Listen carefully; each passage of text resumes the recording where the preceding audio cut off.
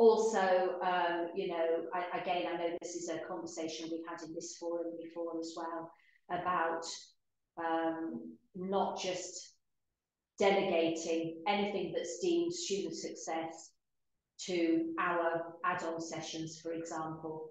I feel very much that I'm doing that at the moment. My school is very good at saying that they value an embedded academic literacies approach, but the reality is that apart from a very few staff who come to me and ask if I'll come and team teach with them, or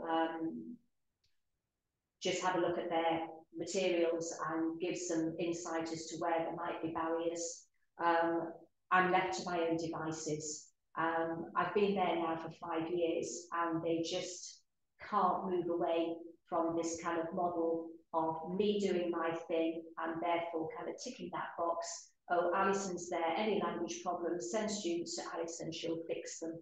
And I think we can all relate to that model. So that's pretty much it. There are some references. Some of those you will be familiar with from the literature on academic literacy approaches, for example. And I have a few discussion questions that I thought might be good to set us off, but I don't know if anybody's got any burning questions or comments now. I think we will. Thank you very much, Alison. First of all, can we say, yeah. I think we were wondering if to put people in maybe to a couple of breakout rooms for a moment or two, and then maybe come back with some questions afterwards. Does that sound okay? Yeah, that's fine. Yeah. Can I leave you to manage the breakout? Absolutely, 100%. 100%. As you see, my Zoom literacy skills are very limited. No, that's fine. Of course. So, shall I stop sharing then? No, if you could leave that there, because we would like to keep your discussion questions for use in the chat rooms that will appear very shortly. Can we say thank you first of all, but please do stay with us, and we'll just put everybody into a breakout room for a short while, if that's okay, to have a chat through those discussion questions. I'm just keeping a quick eye on who's going to kind of stay with us. To select the number of breakout rooms. So you should find yourself in a room with about 7 or 8 other people, which I hope is about right for where we're at. So let's go. It's going to be a bit, yeah.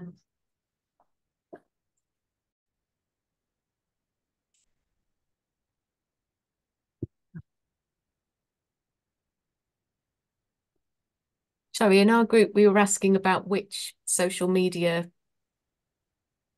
was usable in terms of contacting students, and whether there are any tips. My students, it would want to be WeChat, but yeah, it's difficult finding, isn't it, a platform that everybody uses? This is the problem. And that's allowed with GDPR and. Yeah, absolutely. There was a very nice suggestion in our group where the tutor had elected a class rep and emailed that one student with information, and that student then had responsibility for disseminating the information via social media. And that seemed to work a lot better than emailing students as a group. Yeah, I certainly find using my course reps very, very valuable. In fact, in my group, somebody was asking me about the how we recruited the students, and I was saying that actually asking the course reps to disseminate the invitation through WeChat was immensely valuable and got a lot more recruits on board. Yeah. I was just wondering, and we discussed it in our group, whether we actually shouldn't be training and insisting on communication via email, since this is what we find in workplace, or using Microsoft Teams if in some institutions this is how people communicate with students.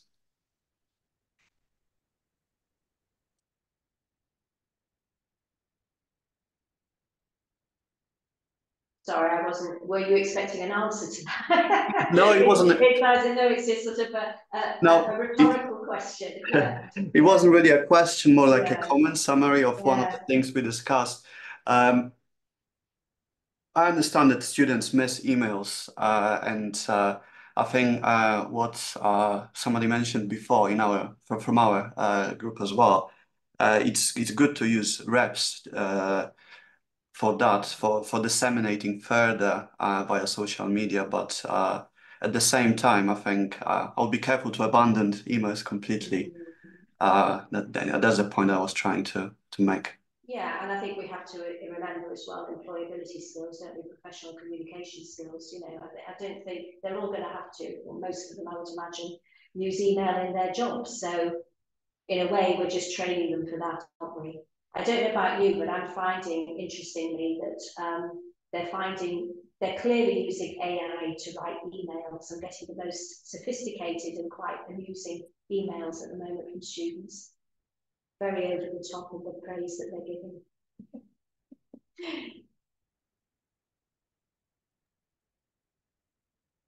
Yeah, it's a really good point, Lindsay, about actually, putting the burden on the class rep. Yeah. Okay, we've got a hand up with another question. Oh, yeah. Yeah, sorry, I was just in our group there was a very interesting thing that came up that at one of the universities represented, there was a buddy kind of mentoring scheme which was paid, which in terms of motivating students to become involved with the whole process, and making sure they do a good job, I presume as well, seems like a very interesting solution, and one that from the university's perspective must be quite economical, because I'm assuming that the rate of pay for somebody in that role is not necessarily the same as sort of a fully qualified tutor, but nonetheless maybe higher than, as was suggested, the wages afforded by zooming around on a Uber Eats illegal bicycle when in the pouring rain, when you should all actually be studying or something, at least engaging with your coursework in some way. So I thought that was a very interesting solution, and I was wondering if anywhere other than Plymouth actually does that. I'm not sure whether, I know that we have these roles at Leeds, and I think some of them are paid, but I think it's a really good point, isn't it? I mean, I know certainly in my time here, there's definitely the expectation now that we definitely compensate students, even who take part in surveys, by giving them some kind of voucher. That used to be always just free pizza, but now it's something a bit more substantial than that. So yeah, I think it's a really good point, isn't it, about how we value that student contribution as well.